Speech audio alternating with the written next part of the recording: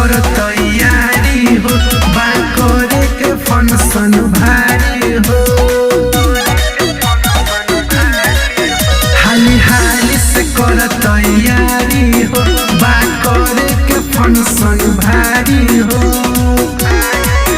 जाके ले आबो केक मिठाई हो, बाबू सीरियस के बर्थडे मनाई हो। सब पार्टी में नाची गाई हो, बाबू सीरियस के बर्थडे मनाई हो।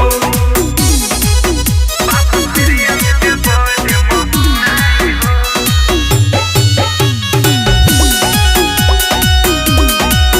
बाबू सीरियस के बर्थडे मनाई हो। होई सजावट गुब्बारा ले आबा, घरे घरे इनविटेशन पहुंचाबा। होई सजावट गुब्बारा ले आबा, घरे घरे इनविटेशन पहुंचाबा। वीडियो कैमरा वाला भी आई हो, बाबू सीरियस के बर्थडे मनाई हो। सब पार्टी में नाची गाई हो, बाबू सीरियस के बर्थडे मनाई हो। वीडियो कैमरा आई हो,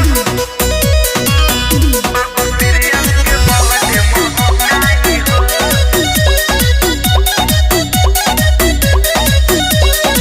करे के पड़ी भोजन के व्यवस्था, केक के संगे चली रसगुल्ला नाश्ता।